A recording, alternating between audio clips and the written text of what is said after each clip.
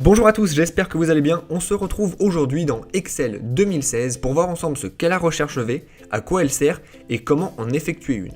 Alors la recherche V déjà, qu'est-ce que c'est? Eh bien c'est tout simplement une formule qui va vous aider à chercher des données que vous ne connaissez pas dans un tableau en fonction d'autres données que vous connaissez. C'est un petit peu flou dit comme ça, donc ce que je vous propose de faire c'est tout de suite de passer un exemple pratique qui sera certainement beaucoup plus clair. J'ai ici déjà effectué une recherche V. Ce que j'ai demandé à Excel, c'est tout simplement de me donner le nom qui est sur la même ligne que la référence 1005. Je lui ai indiqué ça, et donc lui ce qu'il a fait, c'est qu'il a cherché ici la référence 1005 que je lui ai donnée, c'était ma variable connue, et il m'a sorti le nom qui était en face de cette variable, qui était la donnée inconnue, celle que moi je cherchais.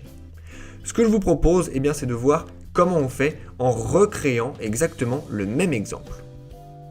Ce que je vais donc faire, c'est que je vais re-rentrer une référence ici. Par exemple, cette fois-ci, j'aimerais savoir ce qu'il y a comme nom en face de la référence 1008. Puis, à côté de ça, eh bien, je vais créer ma recherche V. C'est une formule, donc je vais commencer par un égal et je vais taper recherche V. Je vais ouvrir une parenthèse. Et une fois que j'ouvre la parenthèse, Excel a compris que c'est bien une formule ici que je veux utiliser et que je vais entrer les différents arguments que cette formule me demande. Ce que me dit Excel, eh bien, c'est que d'abord, il veut la valeur à chercher. Ceci pour Excel, c'est tout simplement la valeur que moi je connais et qu'il va devoir chercher à l'intérieur de la plage de données. Nous, c'est par exemple notre référence. Donc, je pourrais ici par exemple tout simplement entrer 1008, mais je vais plutôt sélectionner la cellule qui se trouve à côté, je trouve ça beaucoup plus pratique. Je vais mettre un point-virgule pour lui dire que je vais passer après au second argument. Le second argument pour Excel, c'est la table matrice, c'est-à-dire c'est la plage de données dans laquelle il va devoir chercher. Dans notre cas, la plage de données, eh bien, c'est tout simplement ce tableau-ci.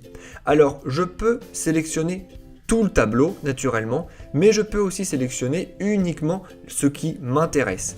Nous, par exemple, on sait qu'il y a deux choses qui nous intéressent. La référence, car c'est ce en fonction de quoi Excel va rechercher quelque chose, et le nom, puisque c'est ce que Excel va rechercher. Donc ce que je peux faire, c'est que je peux tout simplement sélectionner seulement ces 4 colonnes. Attention lorsque l'on fait ça. Ce qui est très important, c'est que la première colonne que l'on sélectionne doit correspondre à la donnée que l'on possède. Nous, par exemple, on cherche en fonction d'une référence. Donc la première donnée dans ce qui est sélectionné doit absolument être la colonne où il est indiqué le numéro de référence. Une fois que ceci est fait, je vais mettre un point-virgule pour passer à l'argument d'après.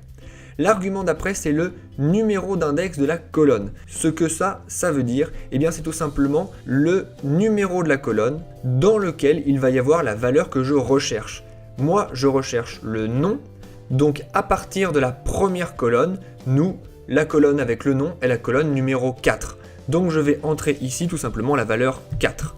Je vais mettre un point-virgule pour passer à l'argument d'après, où là Excel me demande si une valeur proche me convient également, et je vais lui dire qu'une valeur proche ne me convient pas, donc je vais tout simplement mettre faux.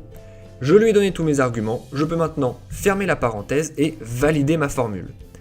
Et vous voyez maintenant qu'il m'a donné le nom Mero. Si je vérifie, que je regarde en face de référence 1008, eh bien le nom est bel et bien Mero.